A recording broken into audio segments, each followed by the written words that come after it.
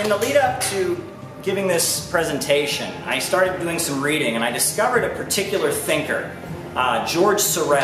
And this was somebody who was a leftist in France, and an anarcho-syndicalist or a syndicalist. And he was somebody that is not only loved on the far left, but also on the far right. A lot of fascists liked him, Mussolini liked him. George Sorel. And if you read his writings, you can understand why he was popular. George Sorel, in his writings, especially his book On Violence, he talked about how he glorified what he called a group of people that are motivated by mythology, things that may not be true, who separate themselves from society. And they go out and they carry out acts of violence in order to impose their will onto society. And in doing so, they become heroic. And he compared them to like ancient Greek knights and gods. And it's understandable why, that would be popular on the far left. That was Hitler's stormtroopers, that was Mussolini's fascisti. But there are certain sections of the far left that buy into and kind of operate that way. They live in this world where they assume, hey, we're never going to win.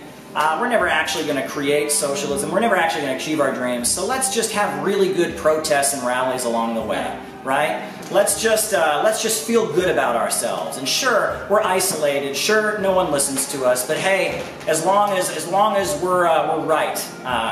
They think about politics like it's Little League Baseball. What do they tell kids in Little League Baseball, right? It doesn't matter if you win or lose. It's just so long as you play the game. Well, in politics and in revolution, it's the opposite. It doesn't matter how you play the game. It only matters if you win or lose. And we're facing a situation that is every day intensifying. I actually brought with me here, this is from the Wall Street Journal. This is from the inside of the Wall Street Journal. Economic conditions signal recession. Look, people's wages are going down. The Walmarts, the service sector jobs that became kind of that was supposed to replace the industrial jobs. I'm sure they had lower wages, but we're all just supposed to agree with that. They're going away. The second phase of the Great Recession is coming. I don't know, it could be in a couple months, could be next year, could be 2 years from now, could be 3 years from now, but it's coming. Capitalism is constantly driving to advance the productive forces, make it more efficient to produce goods, and in doing so, it's creating more poverty. And that can only be resolved by taking control of the banks, factories, and industries and having a rationally planned economy. But the question is, when this crash happens, what's going to be there? What's going to happen? Now, it's interesting, there's a lot of talk about the Black Panther Party these days. People like to glorify them. There's a quote that often gets brought up. They say that the Black Panther Party was the greatest threat to the internal security of the USA. But if you look at the document that comes from, it wasn't just in reference to the Black Panther Party. It was in reference to their free breakfast program, right? And J. Edgar Hoover thought that was the greatest threat to internal security. The fact that they were getting food from the Black Panthers. Children in school were getting food before school from the Black Panthers and getting educated in revolutionary politics in the process. And that's what they thought was a threat. And that's actually why they created the breakfast program in schools, is to get the kids away from Huey Newton and the Black Panthers.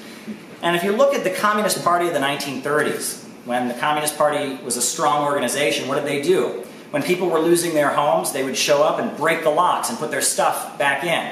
They would charge into the offices of elected officials demanding work or wages now.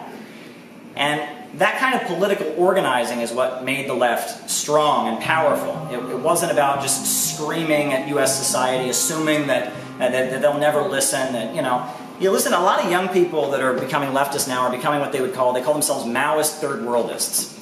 And basically they believe people in the USA will never be convinced of socialist and Marxist politics. It'll never happen, they're too comfortable. So I'm just going to isolate myself, and I'm going to get on the internet, and I'm going to type long screeds about how much I hate all the other Americans. All the white people in America are ruthless exploiters. I'm the good one. No one understands me. And, you get that on the far right, too. I think a lot of the internet libertarians have about the same psychology. I'm the great man. I'm Ayn Rand's. I'm Howard Rourke. No one can listen to me, but I know how great I am, and who cares? That's not the kind of politics that we need at this moment.